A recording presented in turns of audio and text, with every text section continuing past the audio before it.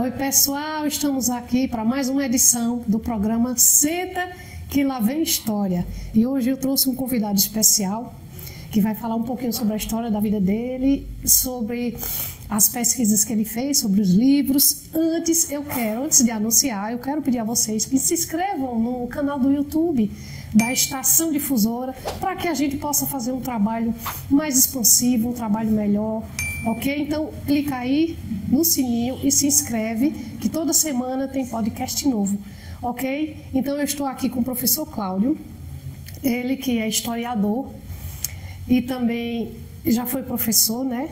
A gente vai conversar um pouquinho com eles para conhecer um pouco da história do professor e saber o que está nas pesquisas, o que ele está pesquisando hoje, para a gente conhecer os novos trabalhos dele e conhecer os trabalhos antigos. Professor, seja bem-vindo aqui à Estação Difusora e vamos conhecer um pouquinho da sua história. Como foi que começou a sua história de pesquisa na área de pesquisa de Garanhuns, primeiramente, né?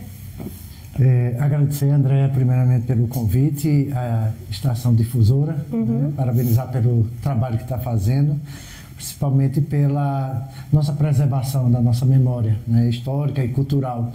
Isso é importante porque as novas gerações muitas vezes não têm muito acesso, né, à pesquisa, à documentação, mas através desse trabalho realmente a gente vai chegar mais longe e atingir, que sempre é o principal objetivo, que essa nova geração ela conheça a nossa história e se identifique com ela, né? A história de Garanhuns é belíssima e tem muitos fatos importantes, bons escritores, bons historiadores e pesquisadores que fazem esse trabalho, né, e que têm lançado vários livros importantes e que eles possam cada vez mais, através do seu trabalho, conhecer, né, conhecer essas figuras importantes da cidade. O professor é formado em História, né? Eu sou formado em História e esse trabalho de pesquisa, Sim. eu saio da faculdade, começo a trabalhar como professor, mas ainda não tinha uma noção, né, da história de Garanhuns.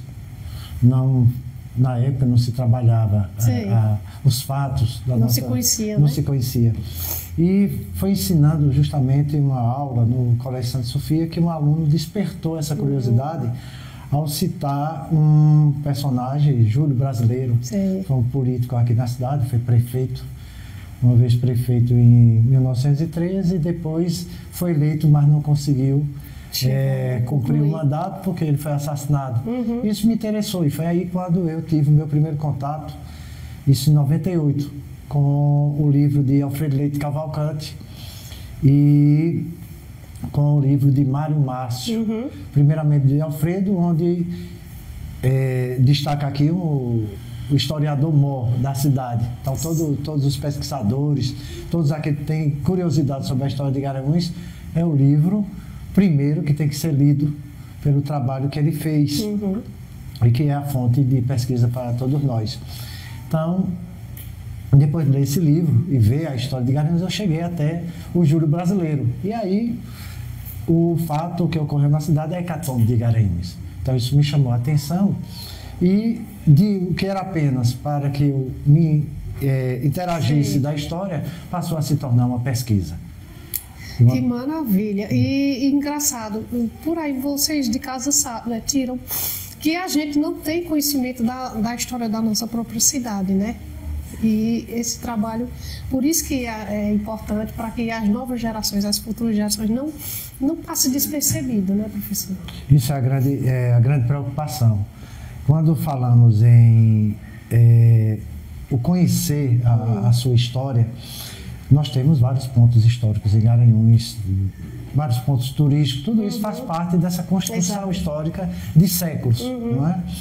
E a citar aqui a própria estação de Garanhuns, é um marco histórico, né? Então não é só o prédio, é toda a história para aquela construção. Da cidade, né? Nós temos a própria cúria, né? Como chega aqui o primeiro bispo. Então todos os lugares, ainda preservados, eles guardam uma memória e uma história.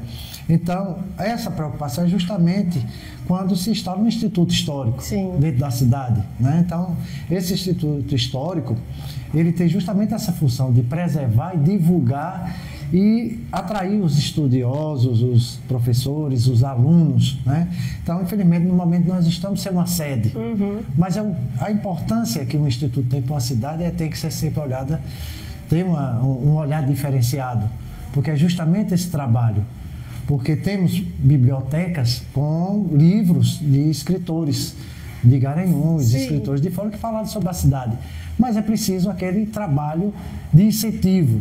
E aí eu vou destacar a Escola Letácio Brito, que agora recentemente fez um trabalho sobre Garanhuns. Foi mesmo. E muitos, eu fui um dos convidados e outros pesquisadores, que justamente esse trabalho começa pela escola, onde você incentiva a leitura, onde o potencializa para que eles conheçam e vão atrás dos livros, dos pesquisadores, para que eles conheçam. E aí eles vão desenvolver. Imagina com as ferramentas que tem hoje, você vai poder guardar essa memória. Pois é.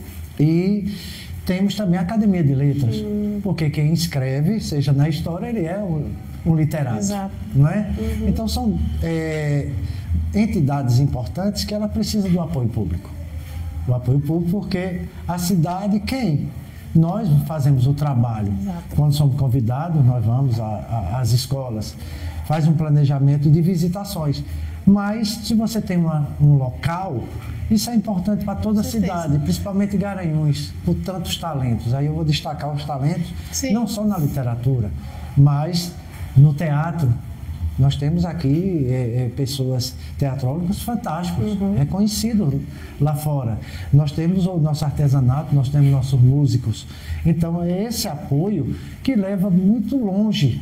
Então você imagine, quando eu escrevi a Hecatombe de Garanhuns, foi o primeiro livro, quantas pessoas lá fora, Rio, São Paulo, Minas, que leram esse livro. Tá vendo? Mas não é um elogio para mim, é um fato da cidade, que passou a ser conhecido. Da história da cidade. E quantas pessoas, com as suas obras, com os seus trabalhos, vai levar o nome de Garanhuns ainda mais longe. Exatamente, Pois é.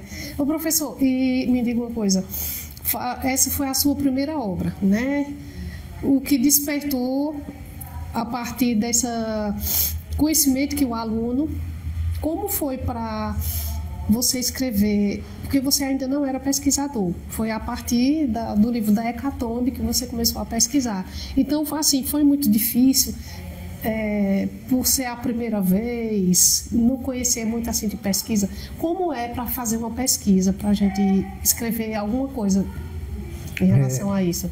Andréia, é sempre um desafio. É um desafio para a pesquisa, porque nós saímos da faculdade com a metodologia. Sim. Então, a gente emprega aquela metodologia, né, do objetivo, das fontes que nós vamos pesquisar, mas na prática é diferente. Então, tudo começa pelo um cronograma.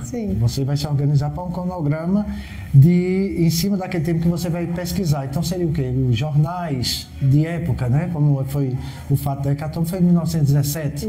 Então, uma das entraves foi que Garanhuns não tem essa documentação. Ela não tem essa documentação para que você pesquise. E onde estão esses documentos? No Recife. Então, eu comecei a pesquisa em 1998. Então, o celular ainda era aquele, né, tinha que se deslocar para lá, né? Não tinha todos os recursos. Então, eu tinha que fazer as viagens nas férias e me deslocar para o arquivo do Estado e lá consultar todos os jornais, transcrevendo o que tinha nos jornais. E só existiam 2 livros sobre a Hecatombe. O de Alfredo Leite Cavalcante e Mário Márcio com a Anatomia de uma Tragédia. Era uma base para conhecer o fato, mas a minha pesquisa ela seguia outra metodologia. Né? Ela não seguia uma linha como Mário Márcio, ele seguiu mais marxista, a luta de classes. E eu fui para entender esse contexto, se havia realmente uma luta entre ruralistas e comerciantes. E aí vi que eram pessoas do mesmo nível que tramitavam na mesma economia, tanto rural como comercial. Uma disputa de poder, digamos. Né? Disputa de poder política. Sei. E aí você vem com entrevistas. E aí ainda peguei uma época que entrevistei pessoas que estavam no dia da hecatombe. E aí vem um processo, o processo da hecatombe, com várias leituras, aí você vai analisar. Isso faz parte da pesquisa. Você vai documentar fontes históricas, seja jornais, seja revistas, seja livros, e as entrevistas. Depois de tudo isso, e da análise para uma resposta que você busca. O que foi a hecatombe de Garanhuns? Qual o contexto que levou a acontecer aquela tragédia na cidade de Garanhuns? Então você quer essas respostas. Quando você consegue colher esses documentos, você começa a escrever. E aí o desafio é isso, encontrar onde estão essa documentação. E depois o escrever. Porque você vai ter que relatar um fato. E tem uma linha para escrever, né? E tem uma linha para escrever. E o professor optou, pelo menos nesse primeiro trabalho, pela linha romance que conta mais detalhes, não é isso? E tem a linha científica. Me explica um pouquinho. Exato. Tem uma das coisas que durante muito tempo não foi considerada pela história, se chamava o romance histórico. Muito tempo os historiadores, eles olharam com uma certa diferença para esse tipo de narrativa, porque achavam que entrava ficção nela. E aí era mais o texto retratando vamos dizer, até retratando o fato pelo fato, né? Fatos e consequências, causas e consequências. E você escrevia muito texto narrativo. Mas eu sempre gostei do texto do romance, porque você envolve as emoções, o personagem, o cenário, a época, como era que as pessoas se comportavam, o que elas vestiam, o que elas se alimentavam, que tipo de cultura elas consumiam, como era a cidade na época. Você descrever todo um cenário de Garanhuns. Então, na época, vamos dizer, o trem. Sei. Era o trem, as pessoas chegavam, existia a banda 2 de Março, que recebia as pessoas ali na chegada do trem. Muitas vezes, pessoas com flores entregavam aqueles que estavam chegando. Os hotéis, os cafés, os saraus, os grupos de teatro. Então, Garanhuns vivia uma efervescência cultural muito grande, porque estava atrelada à economia do café e do algodão. Então, era a quarta economia de Pernambuco. Então, retratar isso no romance, você está escrevendo como um filme. Você está vivendo e aquele que vai ler o livro, ele vai se envolve, né? Se envolve nas emoções. Ele viaja naquele cenário. Do que o texto histórico, não tirando o valor de cada um. O texto histórico também é riquíssimo, né? É uma questão de preferência. Mas o texto histórico, ele vai trabalhar mais os fatos, o contexto, a análise e coisas assim do cenário, ele vai dar aquela passagem. Mas o romancista, ele vai trabalhar tudo isso. Então, a história das mentalidades, ela veio para mostrar que o romance histórico tem uma grande importância, porque o pesquisador, ele pode criar um personagem, 2, 3 de ficção, mas os fatos e a pesquisa, eles são baseados em documentos. Tudo então, isso que ele faz é baseado, ele não foge muito, ele apenas dá vida à história. Dá vida à história. E aí eu vou citar uma grande escritora garanhuense, Luzilá Gonçalves, uma das maiores escritoras do Brasil, garanhuense, residente em Recife, e que ela ela escreve romance histórico, tendo como personagem central sempre uma mulher. Então todas as histórias dela se destacam a mulher. E aí entra a ficção e a história, mas que não deixa de ter a importância para aquele que lê. Então são essas as dificuldades: encontrar os documentos e o escrever, mas que eu sempre digo àqueles que se interessam em escrever: a leitura, leiam. Busque as oficinas de literatura, porque a leitura, ela vai lhe dar os gêneros e você vai se identificar, seja com o conto, seja com o romance, seja com a própria história, a poesia. Então é a forma. A gente tem aqui também, vou citar outro, já falecido, um um patrimônio vivo, né, da nossa história e da nossa cultura, Gonzaga de Garanhuns. Ele escreveu a história de Garanhuns em versos. E a pesquisa dele foi muito grande. Então tem uma importância. Com certeza. E citando ele, eu vou lembrar, o primeiro documento que eu li foi um cordel dele sobre a hecatombe de Garanhuns. Juntamente com o livro de Mário Márcio e Alfredo, esse cordel foi importante também, porque trazia algumas informações que ele pesquisou. Que maravilha! Aí você vê, Garanhuns é recheado de histórias interessantes. Você falou aí que Garanhuns foi a quarta economia do estado na época, né? E hoje? Aí, às vezes eu pergunto assim, depois de ler muitos livros, onde foi que parou a história de Garanhuns, né? Tanta importância, tanta... Aqui no Festival de Inverno você vê que aqui tem as 7 artes. Então, se deveria, pode ser até através do Instituto Histórico, um espaço para cada arte dessa se desenvolver, não só na época do festival, mas durante todo o ano. Como literatura, por exemplo, não é isso, professor? O Instituto tem um trabalho muito bom, porque ele é o Instituto Histórico, Geográfico e Cultural. Então, sempre está promovendo eventos que envolvesse o teatro, a música, oportunizando também as crianças, os alunos, para trazer essas atividades, essas apresentações. A citar um grande teatrólogo, já falecido, um grande amigo meu, que o meu amigo Julierme conheceu muito, Marcos, fez muitas apresentações lá no Instituto. E nós abrimos um espaço, ele não tem um espaço em Garanhuns para fazer os ensaios e as apresentações. E nós cedemos o espaço para que ele fizesse. Então, nesse ponto, eu acho que é importante haver um apoio para que a gente possa dar a oportunidade para todas as 7 artes.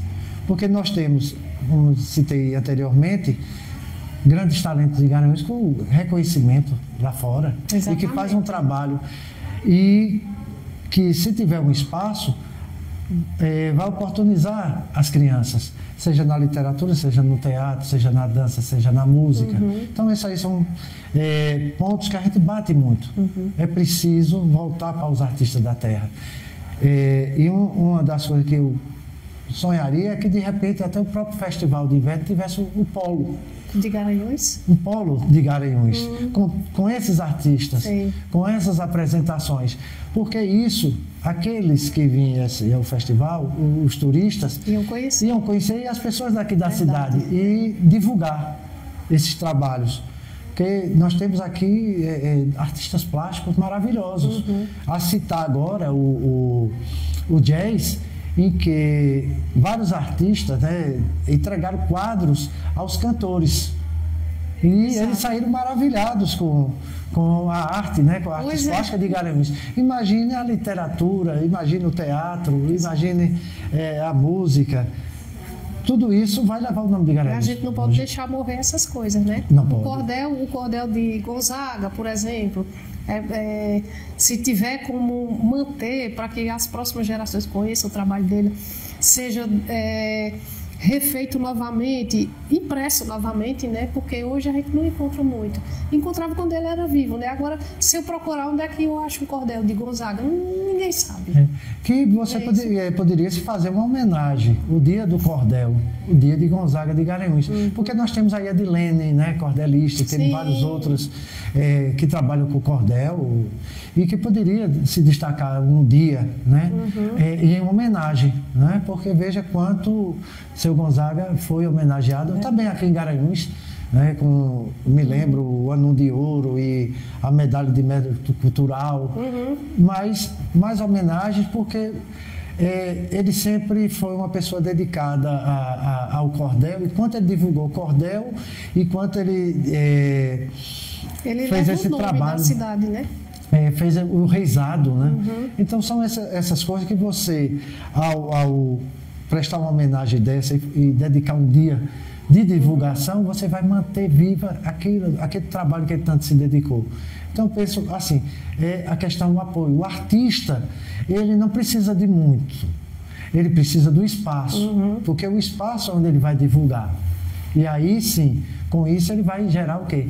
A renda para o trabalho dele e a própria renda para... E diz o ditado na música, o artista vai aonde o povo está. Onde o povo está. Ô, professor, depois desse trabalho seu da Hecatombe, qual foi o seu segundo trabalho escrito? A Hecatombe, ela levou um período, quase 16 anos de pesquisas, que aí eu até... 16 anos? 16 anos, tempo, né? E hoje, eu digo para os que estão nos assistindo, hoje a pesquisa ela facilitou por uma questão de a internet. Então hoje você tem uma biblioteca nacional com um acervo online, espetacular online de jornais de todas as épocas, né? Jornais de Pernambuco, jornais de outros estados, e temos também já o Arquivo do Estado disponibilizando documentos online da história de Pernambuco, que aí vamos inserir aqui Garanhuns. E também os Mormons fizeram um trabalho espetacular, que foi salvar os documentos cartoriais de todo o país. Maravilha. Então hoje você entra e pesquisa famílias. Encontra tudo, né? Encontra tudo. Então hoje facilitou. E nesse trabalho, já o segundo, como eu tive dificuldade no primeiro com os documentos, aí eu parti para uma ficção que foi lançada em 2012, chamado República. Então é um livro que é uma ficção que se passa numa cidade que dá o título ao livro, em que há um coronel em que manda na cidade, e aí eu fiz uma comédia. Eu estava passando por um período de depressão. E aí, quando a gente está em depressão, a gente quer fugir um pouco. Quer aliviar um pouco. Né? E aí eu criei, né, essa cidade, onde eu fui criando personagens pitorescos. Que existia o bêbado, o padre, o sacristão, a fofoqueira, aquele político corrupto. E aí a história gira em torno disso, né? É bem típico de cidade do interior. Do interior, né? Com aquela política de dominação desse coronel, um prefeito que é apoiado por ele, que obedece, né, tá sobre a rédea e a cidade toda, e aí vai haver uma mudança, vai chegar um personagem que muda todo esse domínio. Então, foi mais uma questão que eu tinha dificuldade, e eu digo, não, vou voltar para a ficção. Foi mais um desafio, porque você criar, né, cada personagem, e eu sempre digo assim, para o romancista, ele vai sempre se envolver. Então você vai ser... sentir as emoções. As emoções. Então você vai ser cada personagem. Se o personagem é como na própria Hecatombe, a Ana do Perron, é a viúva, naquele momento em que ela sabe da morte do marido e cria uma revolta, você tem que se revoltar igual a ela, sentir. Você vai ser aquelas pessoas que estavam na cadeia temerosos de um ataque. Então, o romance ele me envolve durante a escrita. Já o República, ele conseguiu me tirar realmente da depressão. Porque cada personagem eu conseguia me divertir, mesmo o coronel sendo um personagem às vezes cruel, mas eu me inspirei muito em Senhorzinho Malta, em que você tinha raiva, mas ao mesmo tempo você se divertia, para não ser um personagem muito pesado, e você até se contaminasse, não que isso fosse mudar o seu jeito de ser, mas durante a escrita muitas vezes você passa a sentir aqueles sentimentos que não são bons. E você, quando termina uma obra dessa, você fica dependendo do contexto, como o da Hecatombe, você fica esgotado, né? Fica esgotado emocionalmente.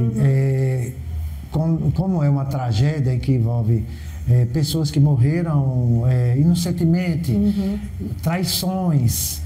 Então você se envolve com isso, e muitas vezes você chega você está escrevendo, você chorar, até você querer não dar continuidade. E quando termina, você está num estado que você precisa de um tempo para se recuperar. Antes de começar mais um trabalho. Mais um trabalho. Pronto. E tem mais algum trabalho novo que o professor está preparando para lançar? André, depois desse aí, Sim, aí teve mais um que foi a cobertura jornalística da Hecatombe de Garanhuns. Ah, sim. Esse foi lançado no centenário. Sim. O centenário foi promovido pelo Instituto Histórico de Garanhuns, e nós mudamos toda a programação. Nós evitamos entrar muito na questão de famílias, daquele envolvimento de 100 anos atrás. Trabalhamos muito as biografias, porque as pessoas sabiam que tinha acontecido a Hecatombe de Garanhuns, que tinham morrido políticos importantes no desenvolvimento da cidade, mas não conhecia a história deles. Então a gente trouxe um trabalho biográfico. Quem foi Júlio Brasileiro? Sim, entendi. E aí nós fazíamos palestra, quem foi Júlio Brasileiro, Manuel Jardim, Francisco Veloso, os irmãos Agemiro e Júlio Miranda, porque as pessoas muitas vezes passam pela rua e não conhecem. Então, Manuel Jardim, passa Manuel Jardim. Manuel Jardim foi prefeito 2 vezes de Garanhuns. Júlio Brasileiro, 2 vezes prefeito. Agemiro e Júlio Miranda, a Praça Irmão Miranda, onde é o ponto final, ela é em homenagem a eles. E onde o centro de atendimento eu acho que é da CELP, né, da antiga CELP, ali era a cadeia, que tem até uma placa. Não, é a Compesa. A Compesa, né? Da Compesa. Né? Isso. Então, nós fizemos todo esse trabalho, depois uma caminhada da paz, que era a Hecatombe justamente da paz, para que as pessoas não houvesse repetido os fatos, mas que também considerasse que as pessoas que se envolveram nessa tragédia, mas que tiveram uma grande contribuição para o desenvolvimento da cidade. Então esse foi o trabalho, e aí gerou o livro, que muitas pessoas pediram para que fosse um livro, não mais um romance, mas um livro científico, né? Científico. E aí histórico, né? E aí eu tive que mudar. Beleza. Mudar de uma escrita para outra, e aí era outra experiência, porque gera uma dificuldade, porque você muda o estilo, você tem que se adaptar. Você tem mais uma linha de escrita, é isso? E aí vem as referências.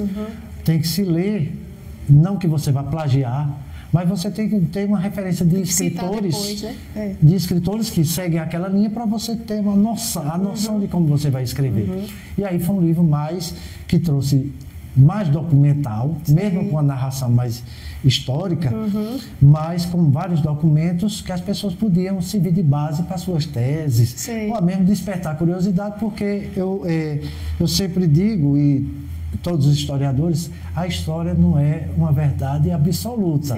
Não, ela não encerra ali. A Hecatombe, esses 2 livros que eu escrevi, elas não deram conta do fato.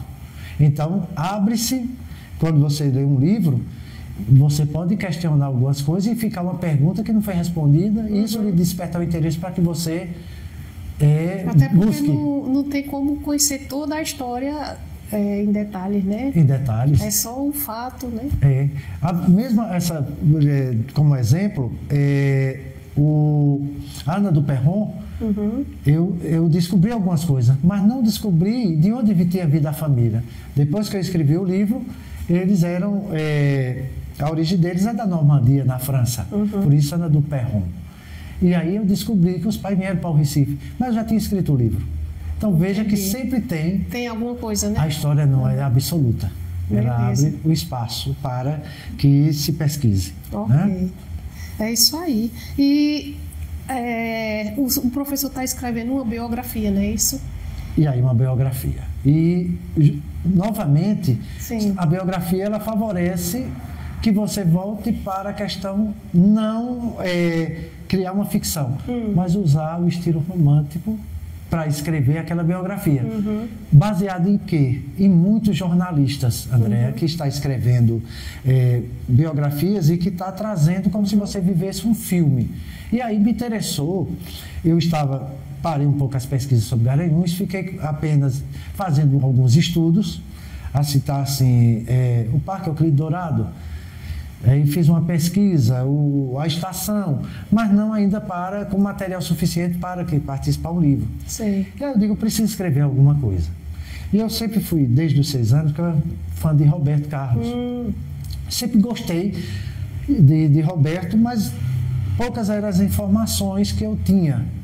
E aí começo a pesquisa, acreditando que seria um caminho fácil. E aí me deparei com a dificuldade. É um desafio. Né? Um desafio pelo tempo. Então, uma carreira de mais de 60 anos, uma história que começa em 19 de abril de 1941, com o nascimento dele, até hoje. Então, um desafio muito grande. Jornais, revistas, entrevistas e ainda a montagem de um texto. Então, um trabalho que eu venho fazendo já está com 6 anos. 6 anos. Mas que a cada dia encontra-se algo que modifica o texto. E aí muitos colegas, eles dizem assim, Cláudio, olha, tem que chegar um momento que você não, tem que parar, você não dá conta de tudo. É impossível você dar conta. Porque por mais que você tenha acesso a documentos, tem muitas outras coisas. Não é? E o Roberto, ele não dá uma entrevista para aquele que está pesquisando, um escritor. Não é? Então, que muito se falou até mesmo de ele fazer uma biografia. E seria interessante, porque ele viveu essa história e ele contando teria mais detalhes, que até ajudaria. Né? Mas é por esse não saber ainda o limite de dizer a hora de tá bom, que eu me alongo muito. E tem escritores colegas também que dizem, olha, eu estou fazendo um trabalho, mas eu não estou conseguindo parar. Terminar. Mas é que é preciso. E eu sempre digo assim como o conselho, nunca desista. Por mais que seja o desafio de escrever, de pesquisar, quando se trata de uma pesquisa histórica, nunca desista de escrever, porque sempre você vai encontrar. Se não encontrar numa primeira edição, você lançar o livro, mas mais para frente vai aparecer o documento e você lança renovada. Então, não é no primeiro momento que você começar a escrever, você não concordar com o texto e você dizer, parei. Não. Escreva, você diga assim, pelo prazer. E aquele trabalho, de repente, ele vai ser um lazer, não vai ser um trabalho, né? Que é a frase que eu sempre digo a todos aqueles que pretendem escrever. Eu tenho como frase essa, eu escrevo pelo prazer de conhecer lugares que eu nunca conheci e conhecer pessoas que eu também nunca conheci. Pois é, quem lê um livro viaja literalmente na imaginação, né, professor? Então, a gente está chegando ao final da nossa entrevista e eu queria que o professor deixasse assim uma mensagem para as pessoas que se incentivarem mais pela leitura, qual a importância da leitura que a gente tem na nossa vida, principalmente falando de história da nossa história ou da história da nossa cidade. A grande importância da leitura, né, que anteriormente eu disse, ela começa na escola. Né? O incentivo dos professores para os alunos, e nós temos biblioteca no município e no estado com um grande acervo, e aí vem pelo incentivo e vejo esse trabalho. Os pais também em casa podem incentivar. Os pais também em casa incentivando, e aí eu tive um grande incentivador que foi meu pai. Meu pai foi uma figura que ele me contava história para eu dormir. Isso despertou ao meu interesse, né, a minha imaginação. E a leitura é essa ferramenta aí que você viaja, você conhece épocas, você encontra mensagens, você se edifica com com a literatura, seja a literatura em todos os seus gêneros. Né? A história, ela vai lhe trazer a importância do seu lugar que você vive, vai lhe trazer o orgulho das pessoas e lhe mostrar que você faz parte dessa história. Não é só os personagens que fizeram, mas você, em qualquer sua função que você fizer, você está contribuindo, você está fazendo história. Está escrevendo a sua história. Está escrevendo a sua história. Então, muitas vezes tem um poema que ele diz que o navegador, ele não chegou sozinho aqui, mas ele tinha várias pessoas com ele para que fosse a chegada à América, a chegada ao Brasil. Então, existem todas as pessoas que ali estavam envolvidas e ali estavam fazendo história. Muitas vezes as pessoas são esquecidas pela história, mas Ainda bem que hoje a história ela caminha para um ponto que ela está resgatando justamente as pessoas que não tiveram vez nem voz. E aí, justamente através da leitura, que você vai se descobrir, que você vai se envolver e que você vai sempre sair diferente de cada literatura, de cada leitura. E eu sempre digo assim, nessa conversa, quando a gente troca um pão por um pão, você fica com pão e eu fico comendo um pão. Mas quando a gente troca conhecimento, você fica com o meu conhecimento, eu fico com o seu. E é através de um livro que a gente vai ganhar muito conhecimento e vai mudar nosso jeito de pensar, de agir, de escrever, de ler e de transformar. E de viver também. E de viver. É isso aí, professor. Muito obrigada. Eu já vi que a gente tem assunto para outras edições. E o professor vai voltar aqui com outros trabalhos também, para que a gente possa contar a sua história. Obrigada, professor, de coração. Seja bem-vindo aqui à Estação Difusora. Estamos à disposição, viu? Muito obrigado. Né? E você de casa, continua com a gente, se inscreve no canal, se inscreve, compartilha essas histórias para a comunidade, para suas famílias, e a gente tá por aqui, ok? Daqui a uns dias a edição teremos novas histórias e a gente aguarda você novamente, ok? Se inscreve aí no canal, beleza? Até a próxima, até o próximo Senta que lá vem história.